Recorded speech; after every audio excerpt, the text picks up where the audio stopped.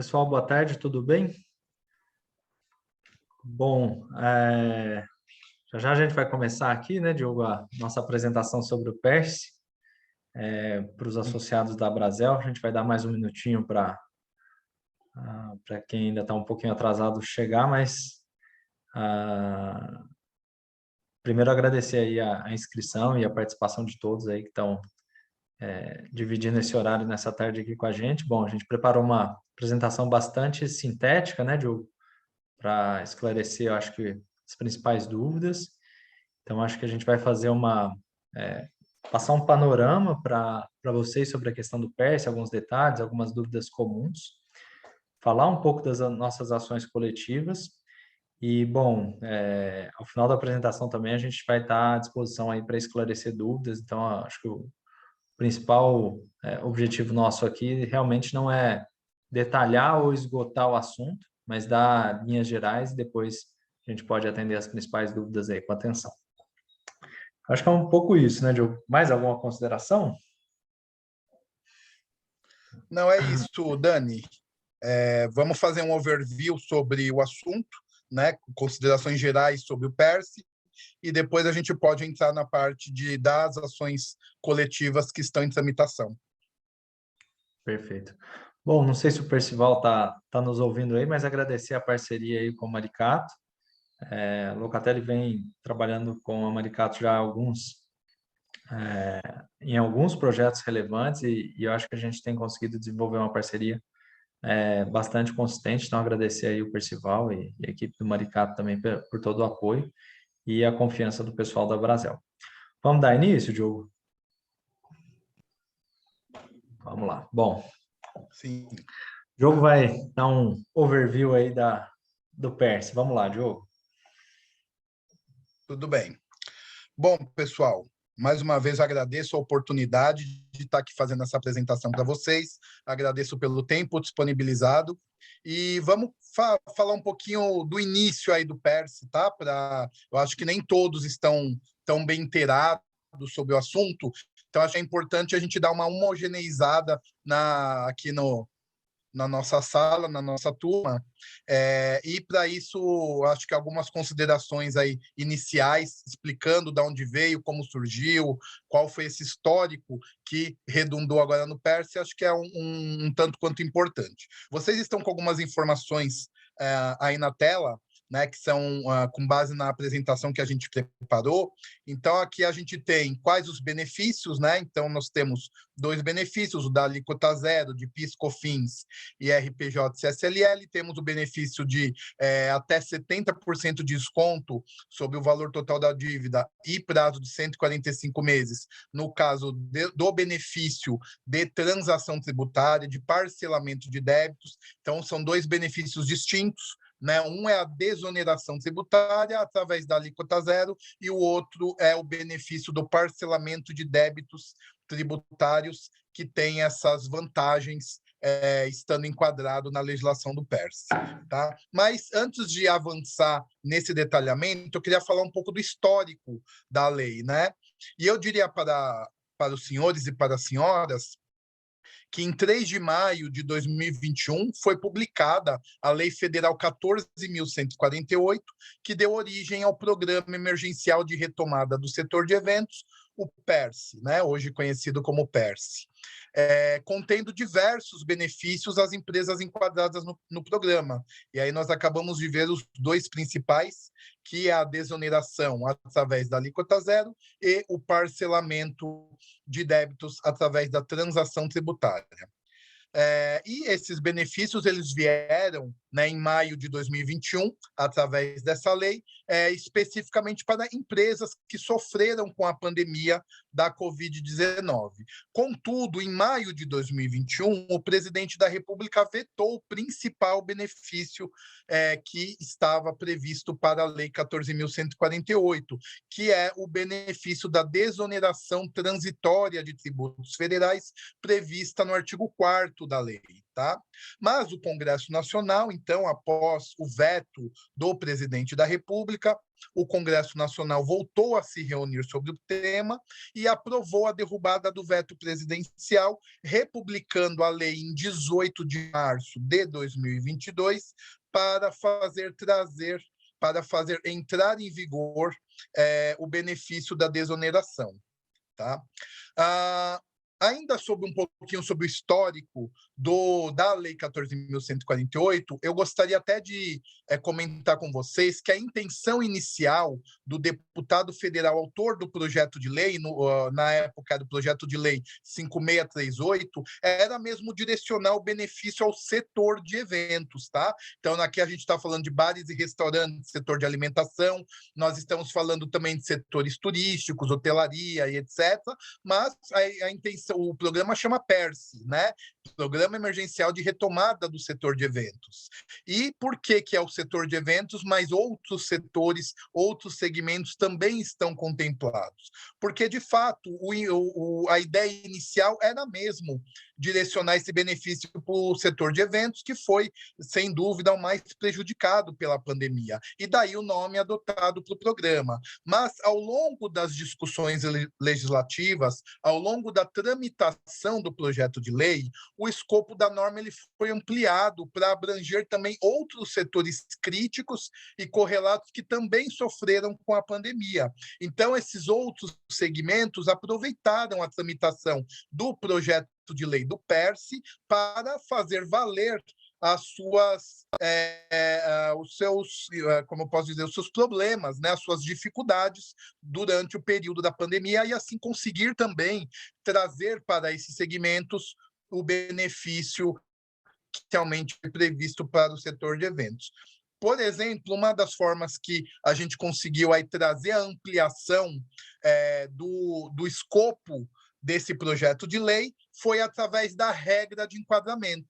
Então, inicialmente, a regra de enquadramento, que está lá no artigo 2º da lei, era uma regra de enquadramento um pouco mais restrita, eram só algumas atividades que o próprio legislador já havia declarado ali, e hoje é o parágrafo 1º, né, se tornou o parágrafo 1º do artigo 2º, algumas atividades que o próprio legislador já definiu como sendo atividades pertencentes ao setor de eventos. Mas, durante a tramitação no Congresso Nacional, principalmente o substitutivo que esse projeto ganhou no Senado Federal, essa regra de enquadramento passou a contemplar o parágrafo 2º ao artigo 2º da lei, permitindo que o Ministério da Economia, a seu critério, pudesse eleger os quinais dos contribuintes que se beneficiariam do programa.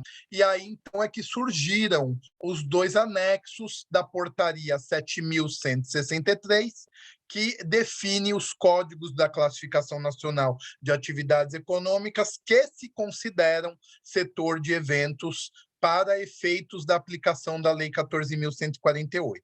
Tá? Então, nós estamos vendo, desse ponto de vista, que a regra de enquadramento se tornou muito mais ampla do que a inicialmente concebida pelo autor do projeto de lei. Outro ponto que deu amplitude para o programa e para o benefício, então, de desoneração fiscal, que nós estamos dizendo aqui, não só esse, mas, aliás, para todos os benefícios, a regra de enquadramento é a mesma, mas especificamente no benefício de desoneração da alíquota zero também teve uma ampliação de escopo, é o fato de que o artigo 4º da lei, que é o artigo que traz a alíquota zero, ele foi modificado para excluir a menção que ele fazia a receitas decorrentes das atividades de eventos. Então, no texto original do projeto de lei, havia mesmo uma segregação de receita. A pessoa jurídica enquadrada no benefício do PERSE, na desoneração fiscal do PERSE, só poderia desonerar a receita decorrente das atividades de eventos. Mas, durante a tramitação do projeto de lei no Congresso Nacional, essa expressão foi substituída para resultado auferido pela pessoa jurídica. E resultado auferido pela pessoa jurídica, então, significa todo o resultado, todas as receitas da pessoa jurídica, né? Então, ampliou-se o escopo da desoneração para todas as receitas do CNPJ, desde que esse CNPJ esteja enquadrado conforme as regras de enquadramento do artigo 2º da lei. Dani, não sei se você quer avançar uma página para a gente evoluir em alguns pontos. Você consegue aí? Vou avançar, Diogo. Vou só fazer uma pequena observação aqui, né? O Diogo está expondo essa Claro. questão dos enquadrados aqui no setor de eventos, né? Porque muitas vezes o CNAE está definido pelo Ministério da Economia e o empresário vai dizer, mas eu não atuo no setor de eventos. E essa definição não é por parte do empresário ou do que ele entende, mas a lei delegou para o Ministério da Economia, né, Diogo, a possibilidade de definir esses quinais. Exato. Então, tem vários quinais que primariamente não estão no setor de eventos, mas que, enfim, em princípio não estariam no setor de eventos, mas que foram contemplados por essa portaria do Ministério da Economia. Então, era só isso, Diogo, já vou passar para o segundo. Tá bom.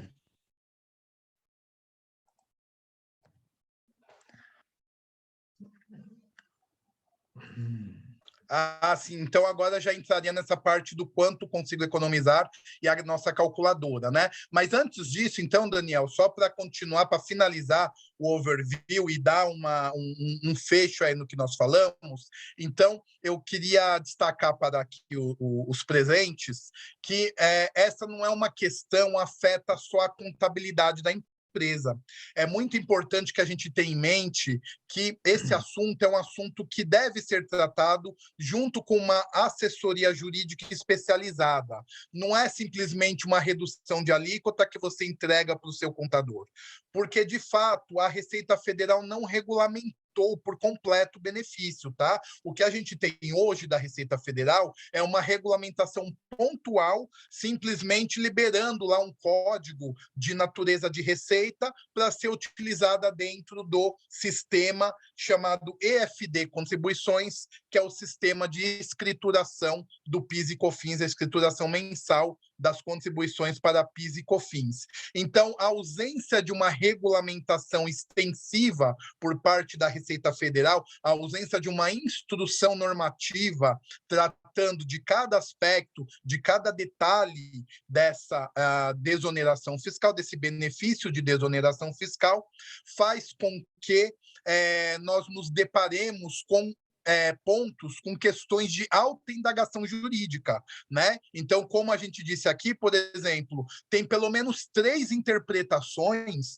possíveis sobre qual é o faturamento, qual é a receita da empresa que está desonerada, tá?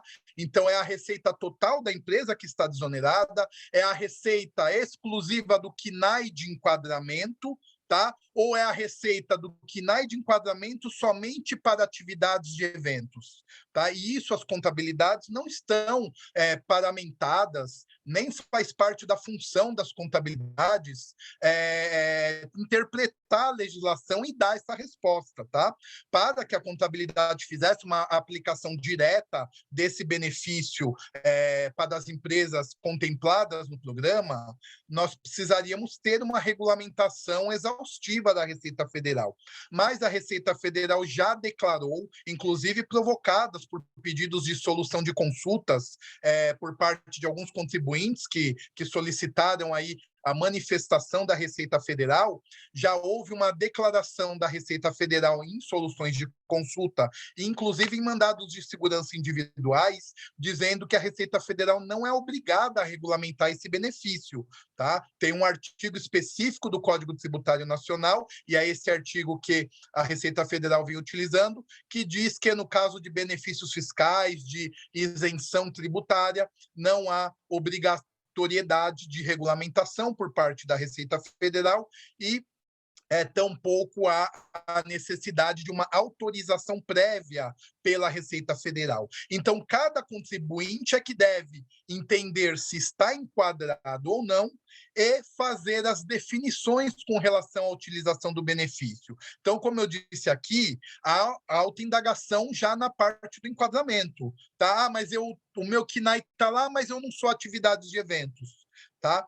Então, eu vou passar aqui para vocês um pouquinho do nosso entendimento, tá? Mas isso aqui é 20% do que precisa ser definido para aplicar esse trabalho com segurança jurídica. Aliás, toda a nossa apresentação, não tenho dúvidas de que é 20%, 30% do que realmente está compreendido aí na execução desse trabalho. Um dos nossos entendimentos é que a Lei 14.148 estabeleceu uma equiparação legal das atividades relacionadas na portaria do Ministério da Economia ao setor de eventos para fins de enquadramento nos seus benefícios, ainda que algumas delas possam não parecer pertencentes diretamente ao setor de eventos. Mas é uma questão de autoindagação jurídica, como eu disse, é só uma análise através de uma assessoria jurídica é que pode dizer se o seu KNAI está enquadrado, ainda que você não realize atividades com eventos, tá?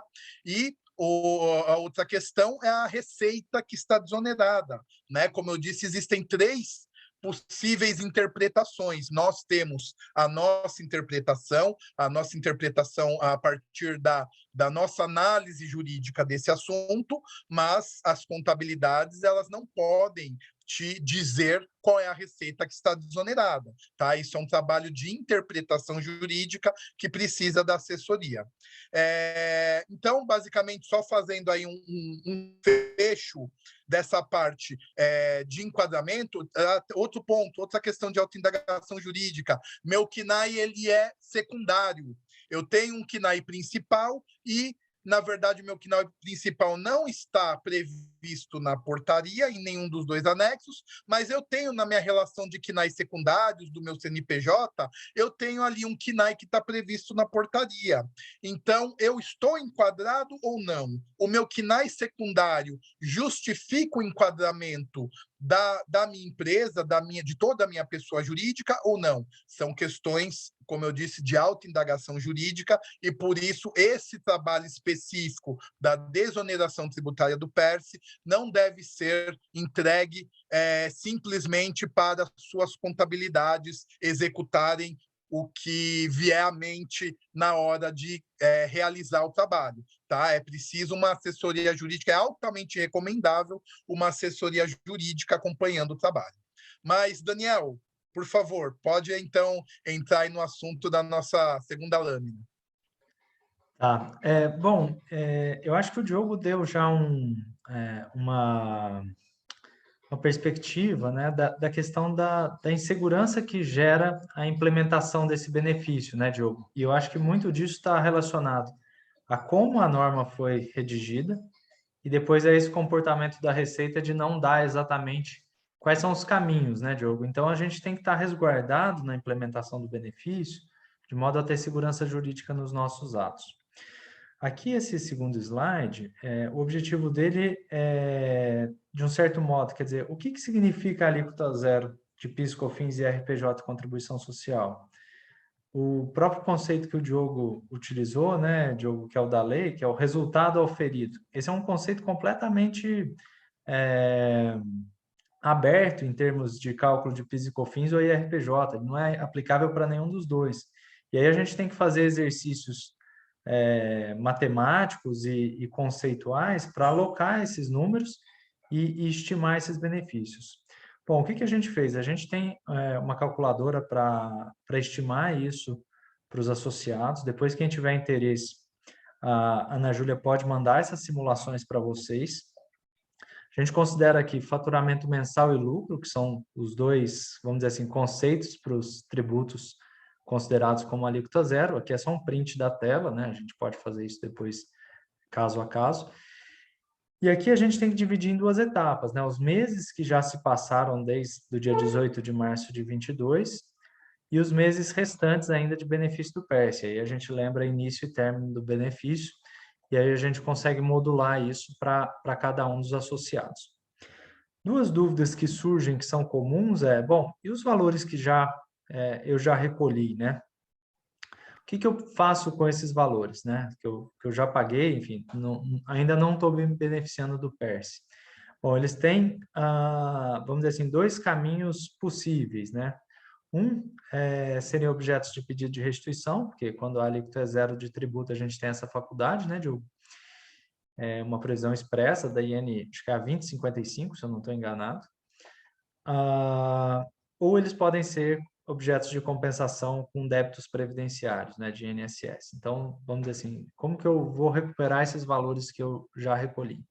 E aí, prospectivamente, a economia se dá mensalmente com esses cuidados que o Diogo já mencionou em termos de contabilidade e tecnologia da informação. Mas é isso, a mensagem aqui bom, quem quiser quantificar esses valores também, fica à vontade, a gente está à disposição para fazer isso. A Ana Júlia é a pessoa mais indicada aí para poder auxiliá-los nessa questão. Posso passar para o terceiro slide, Diogo? Sim. Então, vamos lá.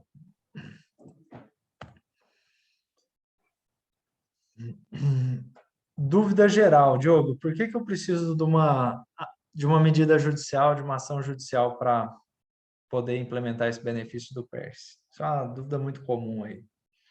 Sim. Bom, eu iniciaria dizendo, o primeiro ponto já está aí na tela, é a segurança jurídica, né? Então, de fato, há algumas questões que não estão resolvidas pela legislação e a Receita Federal não fará uma regulamentação muito mais extensa, além dessas pontuais que ela já fez, né? Ela já soltou um código para PIS e COFINS, para a escrituração de receitas no PIS e COFINS, e até o final do ano nós estamos esperando que ela solte um outro código para a escrituração do ECF, né? O ECF é o sistema do SPED, onde são escriturados o IRPJ e o CSLL. É uma obrigação anual, né? E a próxima é para 2023. Então, até o fim do ano, acreditamos que a Receita Federal também soltará uma instrução aí, um código ou um formato de utilização da desoneração nesses dois outros tributos, tá? Mas não virá nada, né? Aparentemente, pelo que a gente está acompanhando aí de manifestações da Receita Federal, não haverá outro tipo de regulamentação, uma regulamentação extensiva, detalhando cada aspecto. Então, uma assessoria jurídica e muitas vezes a medida judicial são as melhores formas de trazer segurança jurídica para esse trabalho. A outra coisa que o Daniel falou foi a imprecisão dos termos, então utilizar termos como resultado auferido pela pessoa jurídica, né? Então o resultado, ele compreende o quê? Ele compreende as receitas operacionais, mas ele compreende também as receitas financeiras. O meu estabelecimento, a minha atividade, eu tenho receitas operacionais com a venda e o fornecimento de alimentos e bebidas, etc., mas eu tenho, eventualmente, um aluguel, eu tenho lá um imóvel que está locado ou sublocado, né, para uma outra pessoa, para uma outra atividade, eu tenho uma atividade de franquia, né, eu tenho uma atividade com royalties, com marca, com licenciamentos, então receitas outras, né, como, por exemplo, receitas financeiras, estão abrangidas ou não nessa expressão resultado auferido pela pessoa jurídica. Então, isso também demanda uma análise jurídica e, eventualmente, em algumas situações, uma medida judicial. Outro ponto, diferenciação entre anexo 1 e 2. Então, como a gente viu, né, a portaria ME 7.163 de 2021 é o ato do Ministério da Economia que traz a regra de enquadramento nos benefícios do PERS, né, no Programa Emergencial de Retomada do Setor de Eventos. Esses dois anexos, nós temos diferença entre eles, tá? O anexo 1, basta o KNAI estar relacionado no anexo 1, que a empresa é considerada como estando enquadrada no Programa Emergencial de Retomada do Setor de Eventos.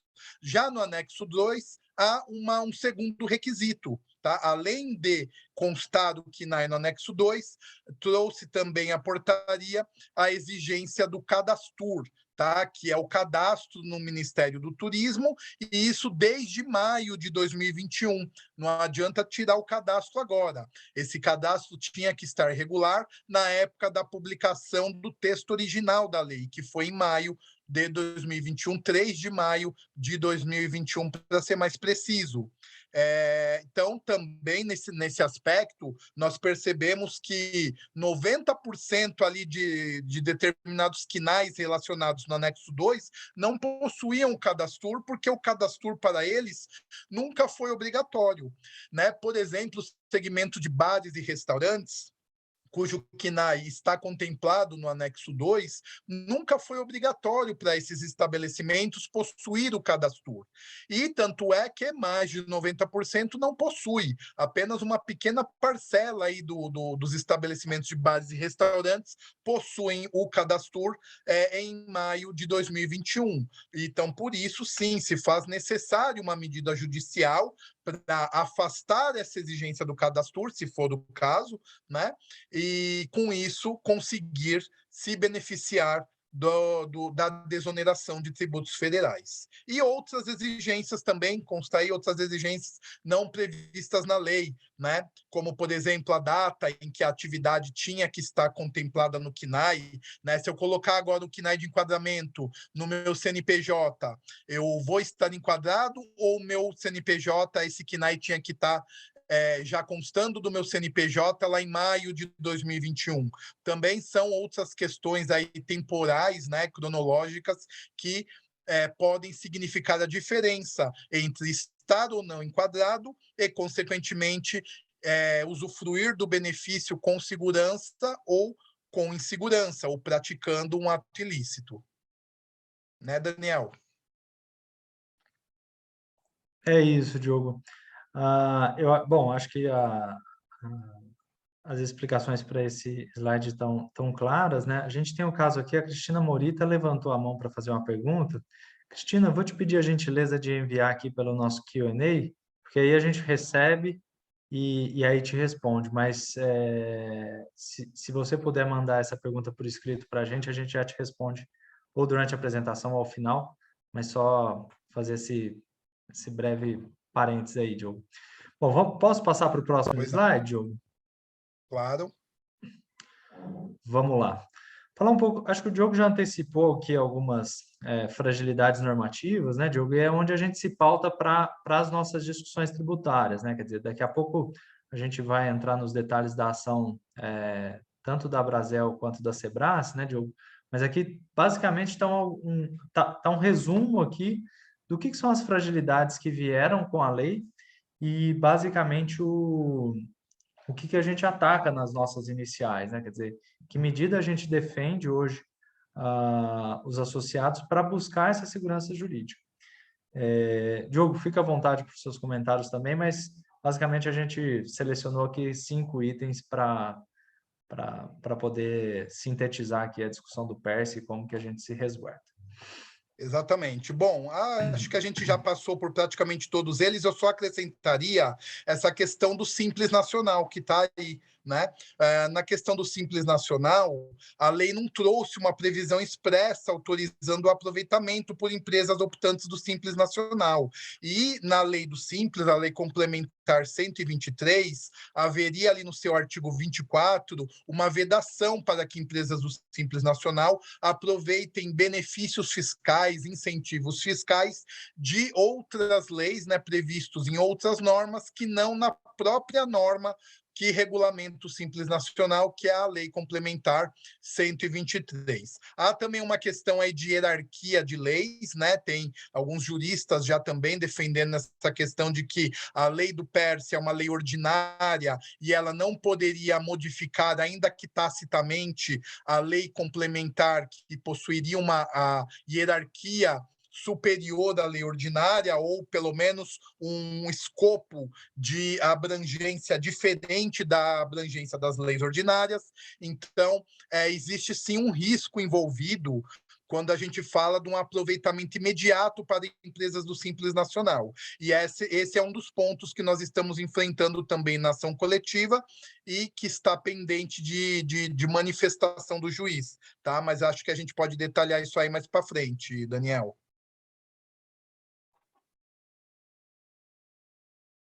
Pode passar. Perfeito, Diogo.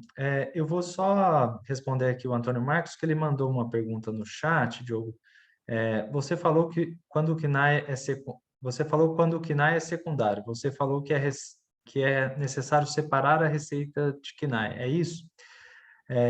Antônio Marcos, a gente já vai chegar lá, o PGFN já se pronunciou sobre isso, né, Diogo? E a gente vai tocar nesse ponto daqui a pouquinho. Só um segundo, a gente já te responde aqui essa questão. Deixa eu passar aqui para o próximo slide. Bom, quais são as dúvidas específicas, né, Diogo, que mais surgem assim no dia a dia conversando com os associados da Brasel, enfim, com o pessoal que tem os KNAIs enquadrados aí no PERSE, né?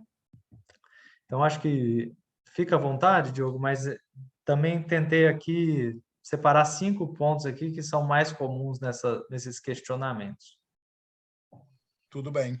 Bom, começando aí pelo simples, posso ou não aderir? Acho que a gente acabou de falar, né? Existe um risco sobre a adesão das empresas no simples para o benefício antes que a gente tenha uma decisão judicial, né? Nas nossas ações coletivas, a gente tem as ações coletivas abordando esse aspecto da autorização para empresas do Simples Nacional. Enquanto não tivermos uma decisão favorável, existe sim um certo risco nessa utilização, uma vez que haveria uma certa vedação para que essas empresas possam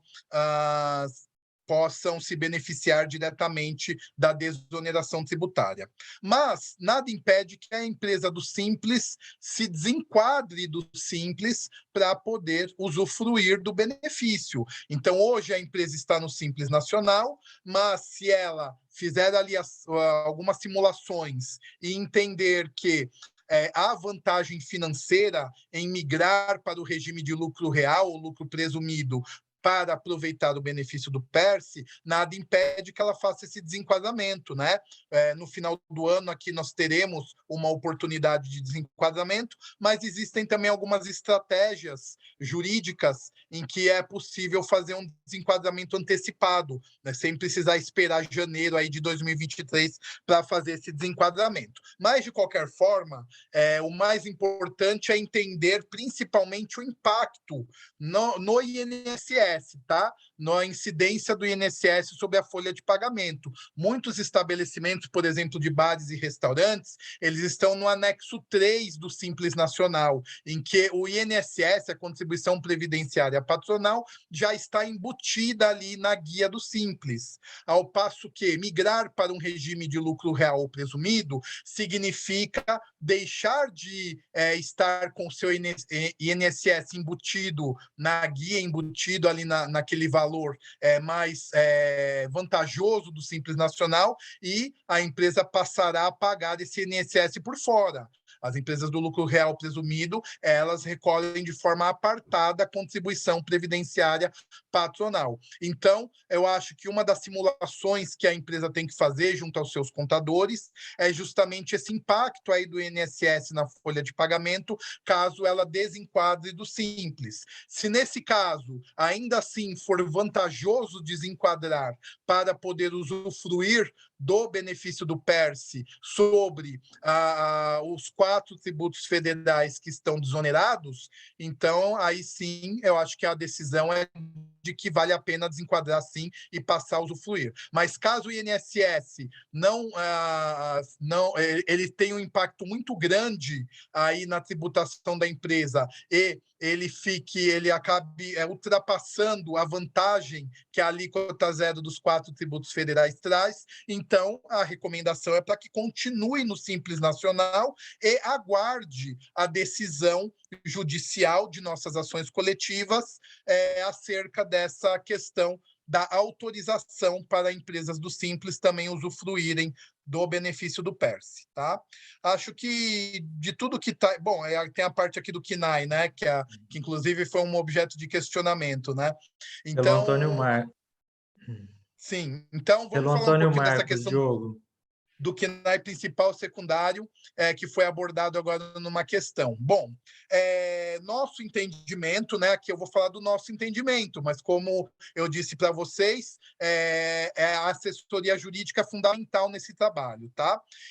E ninguém é obrigado a concordar com a gente também, claro, você tem que tomar a decisão pela sua empresa. Mas aqui no nosso entendimento, pelo que a gente está acompanhando desse assunto, não há na lei nenhuma regra prevendo que os quinais eleitos para o benefício da desoneração sejam principais ou secundários na relação do CNPJ. Ao contrário, a Lei 14.148 foi expressa ao prever que serão elegíveis as pessoas jurídicas que exerçam direta ou indiretamente as atividades econômicas relacionadas, tá? E esse entendimento, inclusive, ele está confirmado pela nota SEI número 13 de 2022, pela qual a Procuradoria-Geral da Fazenda Nacional declara que o contribuinte que tem KNAI secundário listado na portaria 7.163 também está enquadrado no PERSE por ausência de diferenciação legal. Então, resumindo aqui, trocando em miúdos o que eu acabei de dizer de uma forma um pouco técnica, significa que mesmo aquelas empresas cujo KNAI de enquadramento seja um KNAI secundário na relação de CNPJ, isso não impede o enquadramento de todo o CNPJ, de toda a pessoa jurídica, na Lei 14.148, na desoneração tributária do PERSE. Então, de um lado, nós temos regra de enquadramento, tá? Qual é a regra de enquadramento? A regra de enquadramento é possuir em seu CNPJ uma das atividades relacionadas na portaria do Ministério da Economia, seja essa previsão como KNAI principal, seja ela como KNAI secundário. Ainda que tenha como KNAI secundário, ela cumpre a regra de enquadramento, então ela está enquadrada na lei. Agora, outra coisa é a definição de qual é a base da desoneração. Qual é a receita dessa pessoa jurídica que está desonerada? É toda a receita da pessoa jurídica, é a receita com o KNAI de enquadramento. Vamos imaginar uma atividade que o KNAI principal é o maior faturamento, 90% do faturamento da empresa é o KNAI principal. Mas o seu KNAI de enquadramento é um KNAI secundário, só 10% da sua receita, ou até menos que isso, vem do KNAI de enquadramento, tá? Isso significa o quê? Significa que só 10% da minha receita, ou seja, só a receita com o KNAI de enquadramento é que está desonerado? Essa é uma das interpretações que surge aí na definição desse benefício, tá? E uma terceira interpretação é assim: bom, tudo bem, eu tenho KNAI como sendo secundário, vamos continuar nessa hipótese. Só 10% da minha receita, então, está nesse KNAI secundário, mas eu não presto nenhuma atividade de eventos. Tá? Esse meu KNAI secundário, ele não é prestado para empresas ou para atividades de eventos. Mesmo assim, ele está desonerado. Então, como eu disse, nós temos 3 possibilidades aqui de interpretação.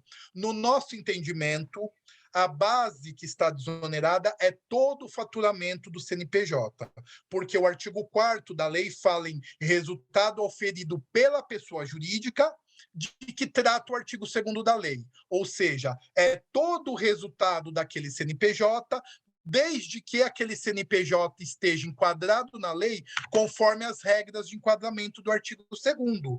E no artigo 2º, a regra de enquadramento é possuir o KNAI no seu CNPJ na época de publicação do texto original da lei, ou seja, em maio de 2021.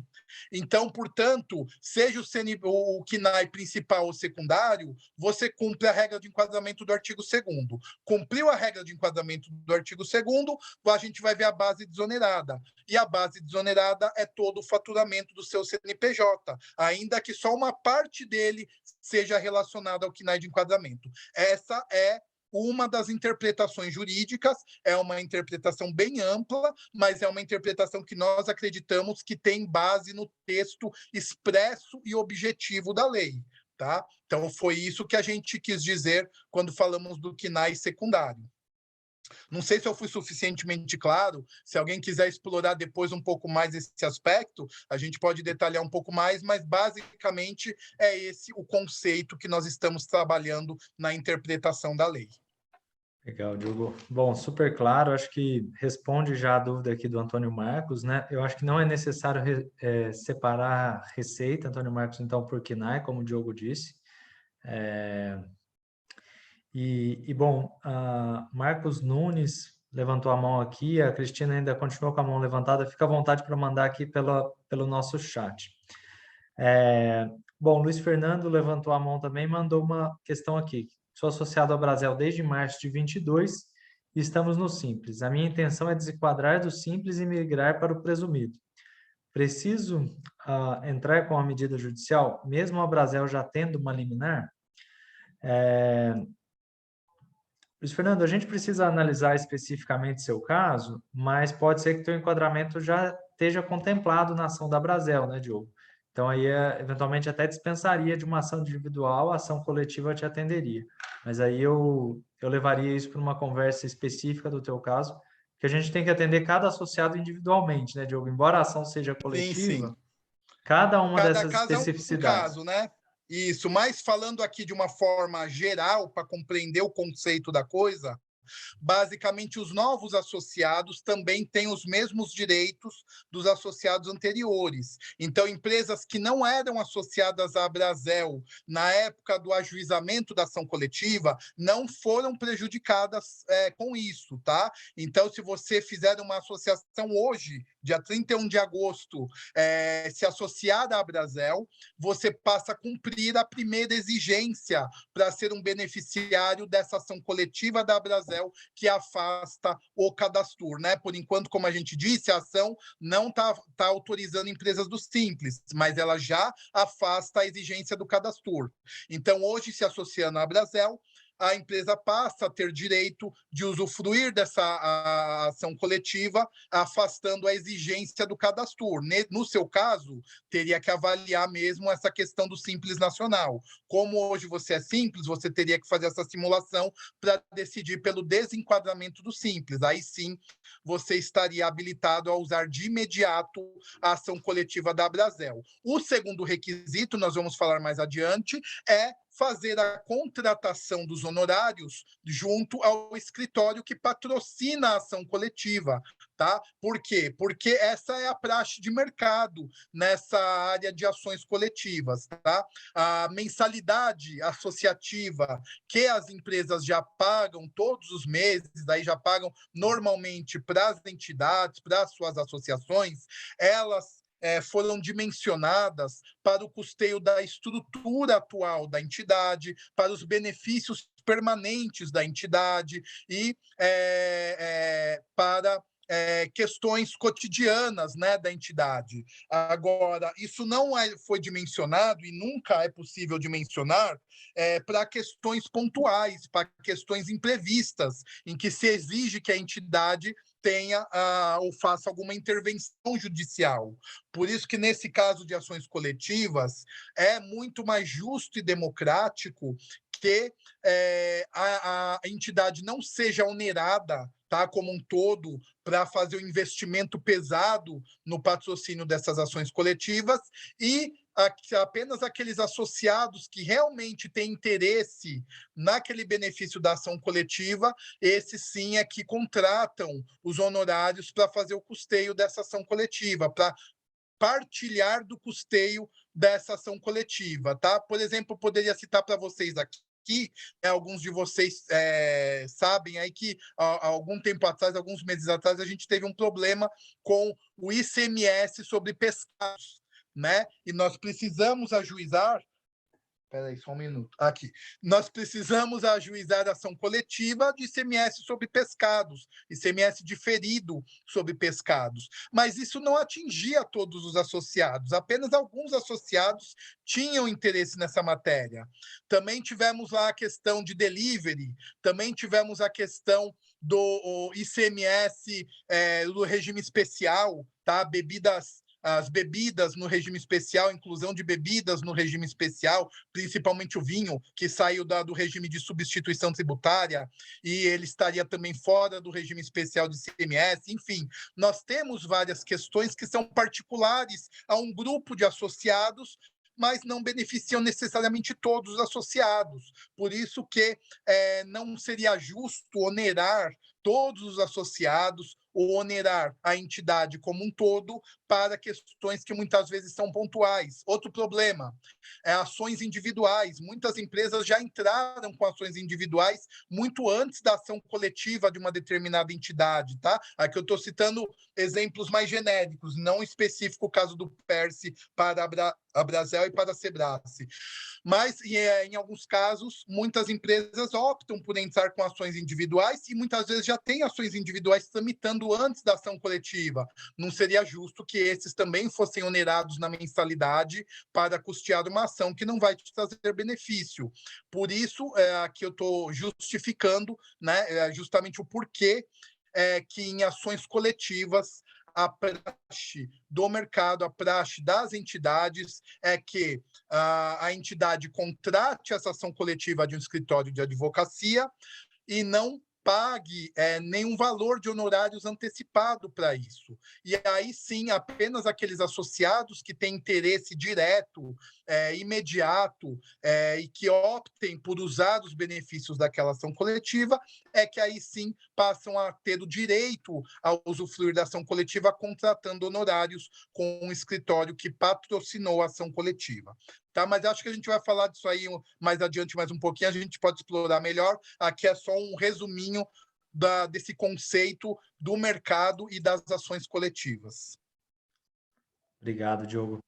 Bom, chegaram várias questões aqui, a gente está com quase 45 minutos já de apresentação, então a gente vai passar mais rápido pela apresentação e prestigiar aqui, eu acho que as dúvidas, né, acho que responder aqui a cada um dos participantes, e logo, logo eu já coloco aqui também o e-mail da Ana Júlia e o celular dela, para que, enfim, essas questões possam ser endereçadas também diretamente aí para ela e a gente poder atender a todo mundo. O Ali Visserman perguntou o que é participar indiretamente, né? Quer dizer, isso aí é um termo da lei ali. De fato, isso dá uma abertura maior, mas eu acho que para fins de enquadramento na lei do PERSE, o melhor direcionamento é pelos quinais que foram definidos pela portaria do Ministério da Economia. Então, não me vincularia muito ao termo, né, Diogo, porque ele é aberto, ele dá muita amplitude e ficaria mais relacionado aí à questão do que está definido na portaria 7163.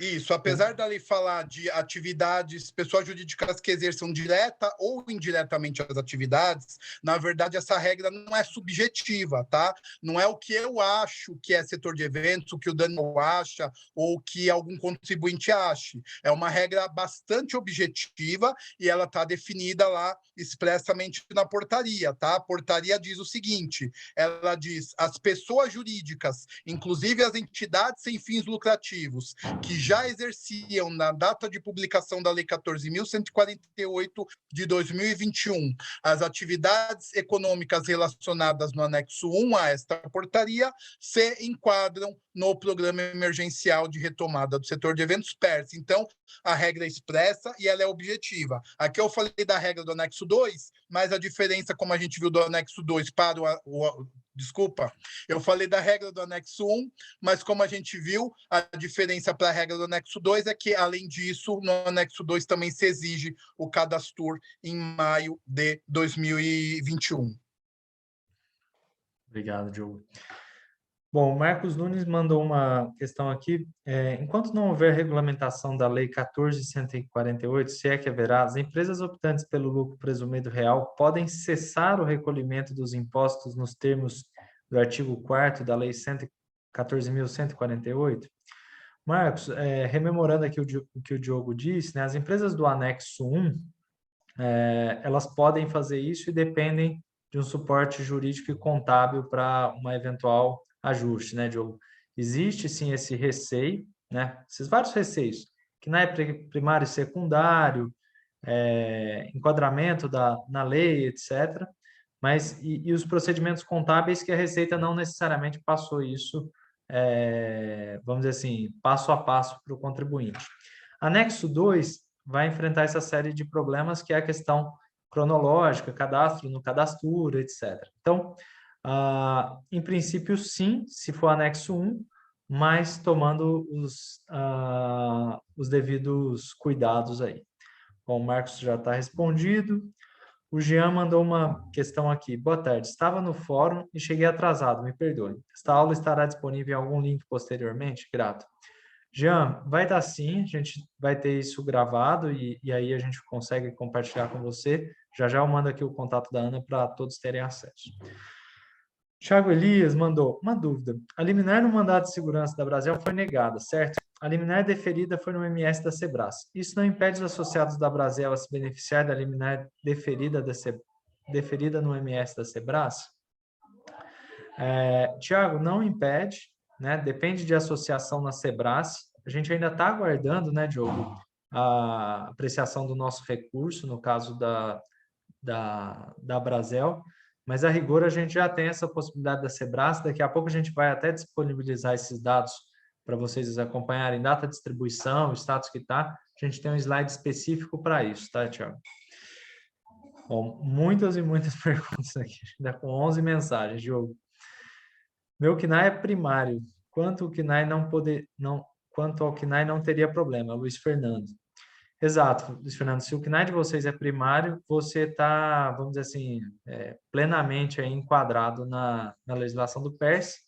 Pode ter Na algum verdade, assim, ó, questionamento. você responde só uma das dezenas de dúvidas que tem sobre a aplicação do PERS. Você ser KNAI principal, ter o KNAI de enquadramento como principal, você responde uma das 15 perguntas de autoindagação jurídica que permeiam aí a definição do aproveitamento do PERS. É isso. O Marcos fez uma outra questão aqui que, bom, eu acho que a gente já respondeu, mas reforçando aqui, tá, Marcos? A exigência do cadastro está prevista não em lei, né, numa portaria, se isso seria possível. Nosso entendimento é que não, né, Diogo? Vamos dizer assim, é um excesso em relação às exigências legais, então, a rigor, essa exigência é legal, tá, Marcos?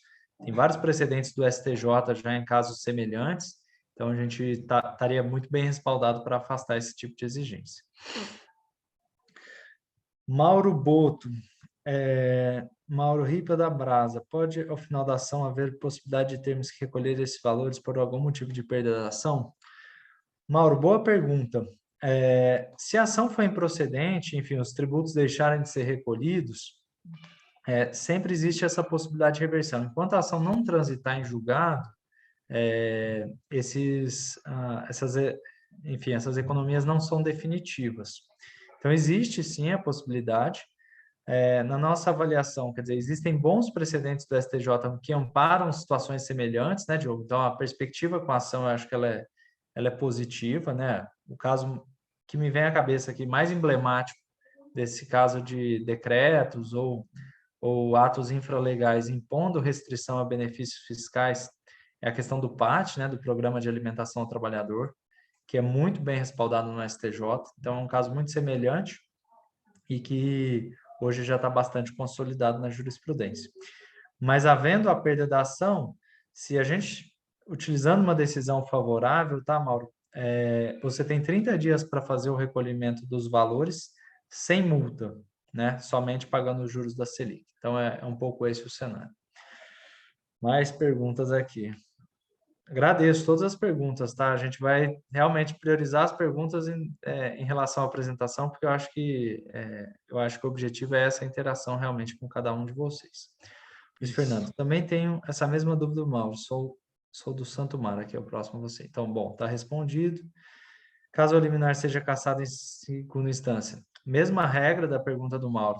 Uma vez a liminar sendo cassada, os valores têm que ser recolhidos em até 30 dias a partir da publicação da decisão. Sem multa, novamente, só pagando os juros da Selic.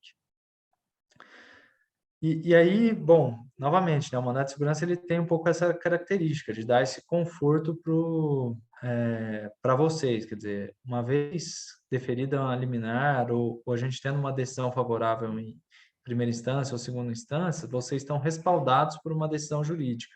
Então, todas essas dúvidas que a gente trouxe aqui, né, Diogo, de uma certa é o judiciário se pronunciando de forma a estabilizar as relações e dar mais previsibilidade.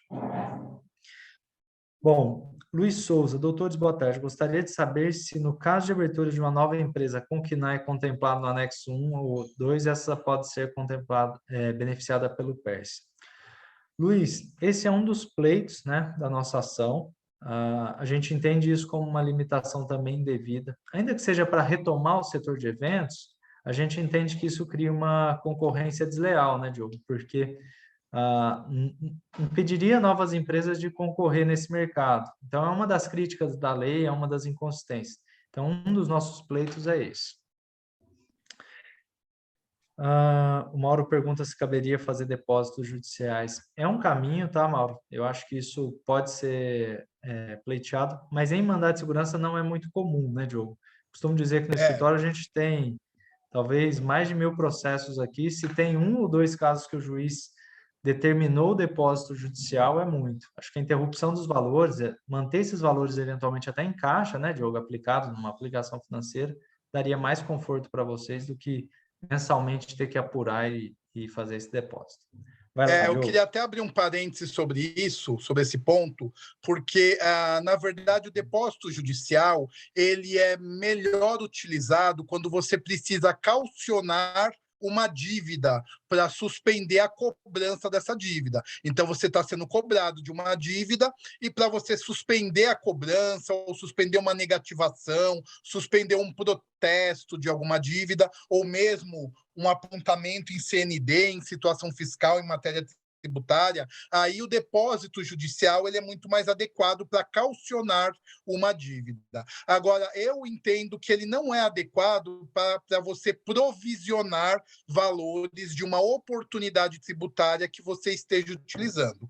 Primeiro que, no caso aqui do mandado de segurança coletivo, ele certamente não será admitido dentro do procedimento do mandado de segurança coletivo.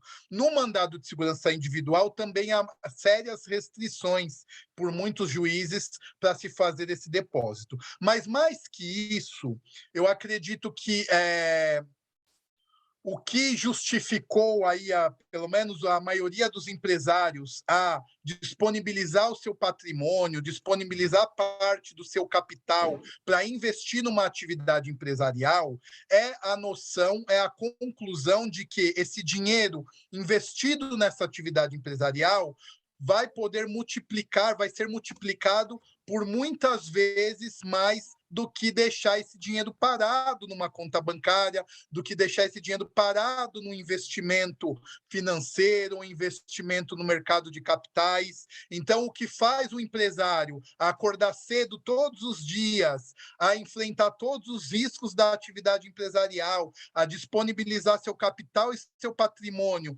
para investir naquela atividade é a certeza, ou pelo menos a grande expectativa de multiplicar esse capital. Então, eu nunca recomendo que esse tipo de provisionamento. Eu acho que esse dinheiro aplicado na atividade econômica, você vai conseguir gerar um valor muito maior do que deixar ele parado. Bom, parado em depósito judicial, e isso eu acho que estaria fora de cogitação. Você pegar todo esse valor que você poderia estar utilizando na sua atividade e deixar parado numa conta a critério do juiz, que nem você mesmo pode movimentar, que você só poderá movimentar esses valores mediante uma autorização do juiz, eu já colocaria isso como fora de cogitação. Agora, o provisionamento numa conta bancária da própria empresa ou no investimento financeiro da própria empresa seria até razoável, sim, porque aqui a gente está falando um acúmulo de valores durante um período de tramitação do processo e que, eventualmente, numa remota hipótese de derrota nesse processo, esses valores teriam que ser disponibilizados de uma forma integral, de uma forma imediata. Então, nesse caso, até seria razoável o provisionamento mais próprio, por meios próprios da empresa. Agora, eu particularmente, aqui uma opinião, desculpem estar compartilhando uma opinião minha, mas eu particularmente acredito que esses valores estão muito melhor na mão dos senhores investidos na atividade empresarial do que parados numa conta bancária, por melhor que seja aí o rendimento dessa aplicação financeira, tá? Mas é um entendimento particular meu, cada empresário decide como se precaver de alguma intercorrência em questão tributária e em questão judicial. Obrigado, Diogo, pela sempre complementações ricas, né? Bom, temos mais perguntas aqui, né? O Marcos Nunes perguntou sobre a questão do Simples, né? Pelo fato da legislação do Simples impossibilitar o acúmulo com benefícios fiscais.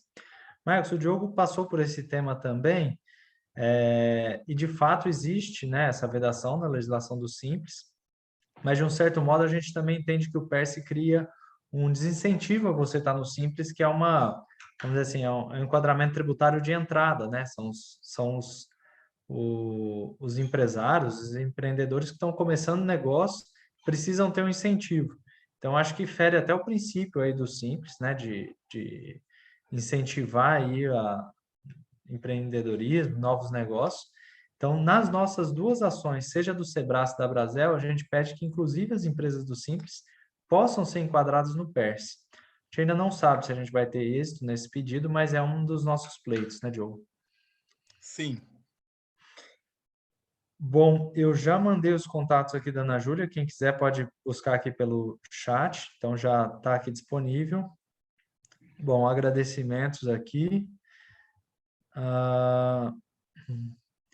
O Antônio Marcos perguntou aqui, me desculpa se eu não me atentei, mas é possível a compensação dos créditos PIS e COFINS oriundos do PERSE com o INSS? Antônio Marcos, é sim, né? O termo utilizado comumente, né, Diogo, é a questão da compensação cruzada. Tem uma série de cuidados que precisam ser feitos isso pela contabilidade, e aí por isso a gente recomenda ter, vamos dizer assim, uma combinação de orientação jurídica com orientação contábil e muitas vezes até uma instrumentalização pela tecnologia da informação, dado que hoje essas informações são todas digitais. Daniel, posso abrir um pequeno parênteses também nesse aspecto? Claro, eu gosto de comentar lá, esse ponto, porque, de fato, não é rotineiro fazer essa compensação cruzada, tá? Normalmente, as contabilidades, nas suas atividades rotineiras, elas estão acostumadas a fazer a compensação do PIS com o PIS, do COFINS com o COFINS, do IRPJ com o IRPJ. Então, mas nesse caso de alíquota zero, você não terá mais PIS para compensar com PIS, não terá mais COFINS para compensar com COFINS. E que créditos seriam esses, né? Vamos voltar um pouquinho. Da onde surgiriam esses créditos? Por exemplo, esses créditos surgem das competências pretéritas, ou seja, de março de 2022, quando entrou em vigor o benefício da desoneração, até agora agosto, quando possivelmente a sua empresa comece a entrar em desoneração, vai a partir de setembro, então você recolheu nesse período PIS, COFINS, IRPJ trimestral, CSLL na apuração trimestral. Esses recolhimentos não estão perdidos, tá? Eles foram feitos dentro do período de desoneração tributária. A desoneração ela dura 60 meses, ela inicia em março de 22 e ela termina em março de 27. Esse período de março até agora não foi perdido. A gente consegue recuperar esse período através da materialização de créditos dessas competências pretéritas. A gente transforma isso em créditos e disponibiliza para que vocês utilizem no INSS. Outro crédito que pode surgir também para quem tem atividades em outros segmentos que sofrem retenção na nota fiscal pelo contratante, pelo cliente, pelo tomador. Esses créditos de retenção desses tributos federais, porque não tenha dúvida, o seu tomador, o seu contratante, vai continuar fazendo a retenção. A lei do PERS não estabeleceu nenhuma regra para suspender a retenção, tá? E também como ele é um corresponsável tributário, ele vai criar muitas objeções para suspender a retenção. Então, essas retenções vão continuar sendo praticadas, mesmo a empresa estando desonerada. Nesse caso, essas retenções também virarão créditos. Então, nós temos 2 créditos: as competências pretéritas e as retenções mensais que são feitas pelos seus contratantes, seus clientes, na nota fiscal relativa a esses tributos federais. Esses créditos de tributos federais podem ser utilizados dentro aí do âmbito do E-Social para compensação cruzada com o INSS patronal e contribuição para terceiros do Sistema S. Contudo, essa amarração entre o PERDComp Web, onde a gente gera esses créditos, e a DCTF Web, onde eles serão utilizados no INSS, para quitação do INSS, existe uma amarração um pouco sofisticada. É um procedimento avançado de escrita fiscal, de contabilidade, que muitos escritórios de contabilidade, por melhor que sejam, não estão preparados para fazer. Esse não é um trabalho rotineiro. Como eu disse, eles estão acostumados a compensar PIS com PIS, COFINS com COFINS. Agora, PIS e COFINS com INSS precisa de uma contabilidade especializada, que tenha essa expertise, sob pena de te gerar pendência em CND, de te gerar apontamento em situação fiscal. Então, por isso que nós recomendamos que esse é um trabalho para uma consultoria especializada. Por quê? Porque precisa de assessoria jurídica, precisa de uma assessoria contábil especializada e precisa de TI, de tecnologia de informação, para fazer a integração dos sistemas, tá? Desculpa aí o parênteses, Daniel, pode seguir. Imagina, sempre rico. Bom, a gente está com mais 5 questões aqui. Eu vou responder a do Tiago, Diogo. A gente avança na apresentação e volta nas outras 3 questões. Tá bom. Tiago perguntou se haveria incompatibilidade, por se tratar de ação coletiva, o fato da Brasel não ter uma liminar e o Sebrae ainda ter. Tiago, não tem incompatibilidade, né? As ações coletivas nossas, elas contemplam atuais associados e quem ainda vem a se associar, né, Diogo? Acho que a gente tem uma jurisprudência bastante consolidada já no âmbito dos tribunais superiores, dizendo que o objetivo da ação coletiva é realmente ter economia processual, ter, vamos dizer assim, segurança jurídica para um grupo determinado de empresas ou interessados. Então, não haveria incompatibilidade. Mais um parênteses, Daniel. Vai lá, Sobre isso, eu relembro aos senhores que a Brasel ela está afiliada à Sebrae, tá? Então, a Brasel está dentro do âmbito de representação da Sebrae. A Sebrae ela representa vários outros segmentos e também o segmento de bares e restaurantes, os associados da Brasel, tá? Então, a Sebrae é uma entidade guarda-chuva, é uma entidade de uma amplitude maior de segmentos, e a Brasel faz parte da Sebrae, ela é diretamente filiada à Sebrae, e, portanto, os associados da Sebrae estão contemplados 2 vezes. Eles estão contemplados pela ação da Brasel, em que, surgindo a liminar, dará também garantir uma dupla segurança jurídica, mas eles estão também contemplados pela Sebrae e que nós já temos a decisão e é possível aplicar a desoneração de forma imediata com base na decisão da Sebrae. Obrigado, Diogo. Bom, eu vou passar aqui para o próximo slide, a gente conseguir avançar na nossa apresentação e a gente já volta para as questões. A gente está com um pouco mais já de 1h10, quase 1h10 aqui de evento, mas aqui os quinais da Brasel, né, Diogo, você deu esse destaque aqui para esses quinais que estão no anexo 2. Esses são quinais que, se não houver o cadastro prévio no cadastro, enfim, não tiver confortável em relação aos procedimentos com a Receita Federal, a ação coletiva se faz necessária. Mas eu passo também para o Diogo aí para complementações sobre esse slide, Diogo. Aqui também, Daniel, na verdade, não é só uma questão de uma certa insegurança, não. Aqui é uma questão de que a exigência do cadastro afasta as empresas que não possuem esse cadastro, e esse cadastro é lá em maio de 2021, não adianta ter o cadastro agora, afasta o benefício dessas empresas. Então, essas empresas só podem usufruir do benefício ou se tiver o cadastro, ou se fizer adesão às ações coletivas das entidades que ela esteja associada. E aí, nesse caso, sim, só nesse caso é que ela passa a poder utilizar o benefício. Maravilha. Vou passar aqui para o próximo. Bom, aqui é um resumo das nossas ações coletivas, né, Diogo? Enfim, tanto a Brasel quanto a Sebrae possuem essas ações. Elas foram distribuídas nessas datas aqui que estão indicadas. A abrangência de cada uma dessas discussões, enfim, estão limitadas aqui ao Estado, ao município de São Paulo. E, realmente, no caso da Brasel, a gente ainda não teve uma decisão favorável, mas a gente agravou o indeferimento da liminar. Então, a gente está aguardando esse julgamento.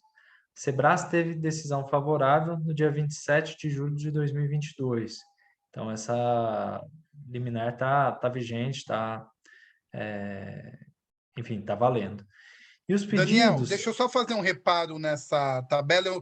Eu via previamente esse slide, mas eu não tinha me atentado para essa questão de abrangência. A gente precisa fazer um reparo nela pelo seguinte: a da Abrazel, ela contempla todo o estado de São Paulo. Por quê? Porque a entidade Abrazel, ela é a seccional estadual que é a titular aí da ação coletiva, tá? Agora, a da Sebrae, ela passa a contemplar todo o Brasil. Por quê? Porque, inclusive, no próprio texto da decisão, o juiz contemplou essa abrangência nacional. Ela disse que não haveria razões para limitação de abrangência territorial. Então, só fazer essa ressalva que a da Brasel, ela atenderia os associados no estado de São Paulo, até porque a gente aponta como autoridade coatora também o superintendente da Receita Federal na 8ª região fiscal, e a da Sebrae,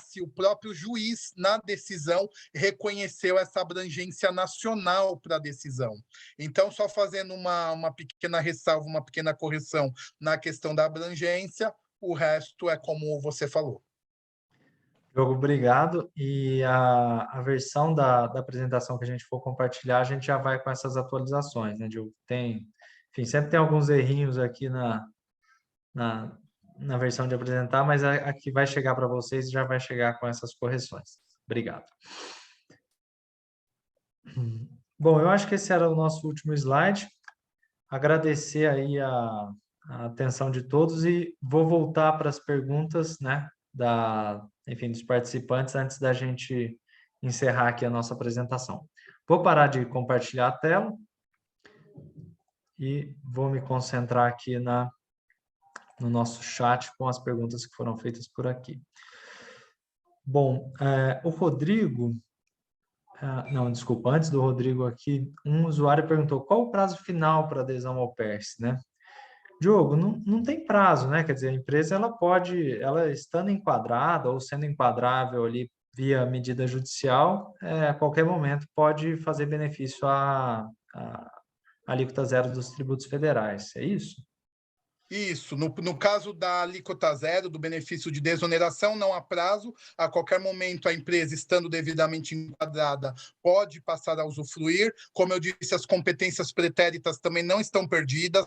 Nós conseguimos recuperar através do aproveitamento de créditos. Agora, o benefício de parcelamento de débitos tributários, né, aquela transação tributária para parcelamentos de débitos no âmbito da lei do PERSE, com as vantagens aí definidas pela lei do PERSE, esse sim tem prazo de adesão. Esse prazo foi prorrogado já algumas vezes e o último prazo que nós temos é o dia 31 de outubro de 2022. Até o dia 31 de outubro de 2022 é possível, é o prazo que nós temos atualmente para a adesão ao parcelamento de débitos no âmbito do PERSE. A desoneração não tem prazo para adesão. Obrigado, Diogo. Bom, uma última questão aqui do Rodrigo, eu acho que a última questão que a gente tem aberta é a do Rodrigo. Ele diz: boa tarde, meu restaurante está no presumido, está no anexo 2, porém o cadastro é de junho de 21. Posso utilizar esse benefício de imediato com essa liminar, já deixando de pagar os impostos nos próximos meses? Diogo, entendo que sim, né? Quer dizer, sem a liminar, o Rodrigo estaria, vamos dizer assim, desenquadrado das exigências previstas na portaria do Ministério da Economia. Então, acho que com a liminar, Rodrigo, você passa a ter esse enquadramento mais adequado, e aí você passa a ter segurança de que teus procedimentos estão respaldados aí por uma decisão judicial. Mais algum detalhe nesse caso, Diogo? Sim, só mais um ponto, Daniel, é Diogo, que além Diogo sempre tem eu um sempre tenho mais detalhe. uma coisinha, né? Bom, não, só mais um detalhe assim, ele preenche, né, por ser associado de uma entidade que tem a ação coletiva ou que tem essa representação de uma ação coletiva, afastando a exigência do cadastro, ela cumpre o primeiro requisito, né? Ou seja, estar enquadrada na lei. Agora, ela tem que cumprir também o segundo requisito, que é fazer adesão a essa ação coletiva. Nem todos os associados da entidade têm direito de usufruir dessa ação coletiva. Apenas aqueles associados que fizerem adesão à ação coletiva. Então, vamos imaginar que a Abrazel tem 1.500 associados. Isso não gera um benefício automático para os 1.500. Isso gera um dos requisitos. Na estar associado à Abrazel gera um dos requisitos. O outro requisito é fazer a adesão à ação coletiva. Aí sim ela fecha o circuito e passa, de fato, a ser beneficiária. Se houver uma fiscalização, ela tem que apresentar que ela é associada à entidade, através de uma certidão de vínculo associativo ou do dos boletos de mensalidade pagos, mas ela também tem que apresentar um termo de adesão. E o termo de adesão é feito junto ao escritório patrono da ação. Então, é necessário, sim, fazer essa adesão, cumprir esse segundo requisito, para que, de fato, ela possa deixar de pagar aí o PIS e COFINS de setembro. Obrigado, Diogo. Bom, a gente tem mais uma questão aqui que eu acho que está relacionada à liminar que a gente conseguiu na Sebras, né? Quer dizer, os associados da Abrazel de outros estados estão contemplados pela liminar da Sebras? De fato, né, como o Diogo bem mencionou, a liminar da Sebras, né, Diogo, ela foi mais abrangente, né? O juiz deu uma abrangência nacional para a decisão dele, e então a resposta é que sim, né, com base nessa liminar. Exato. Tem mais algum detalhe, Diogo? Não, nesse ponto você já falou tudo que precisava ser falado. Bom, pessoal, eu acho que a gente conseguiu aqui passar por todas as questões na apresentação, todas as dúvidas aqui a gente tentou responder. Espero que não tenha ficado não tenha ficado nenhuma pergunta sem resposta aqui. É claro que vão surgir outras questões, né, Diogo? E aí a gente está à disposição para poder atender individualmente e conseguir endereçar essas questões todas. Mas eu agradeço aí a atenção de todos nessa tarde aí de quarta-feira. A gente preparou com muita atenção, acho que com bastante cuidado esse evento. Agradecer aí a todos os envolvidos também, que ajudaram na divulgação. E, bom, a gente permanece à disposição. Qualquer dúvida, fiquem à vontade para entrar em contato. Na apresentação seguem os nossos contatos, né, Diogo? E a gente deve ter outras oportunidades também de conversar, seja por eventos online, a gente está conversando aqui de eventualmente fazer uma apresentação presencial dessa na sede da Abrazel aqui de São Paulo, né, Diogo? Então a gente está se colocando à disposição aí para atender todos os associados. Bom, muito obrigado, boa tarde, Diogo, obrigado pela excelente apresentação e uma boa tarde a todos. Boa tarde. Tchau, tchau. Um abraço, tchau, tchau.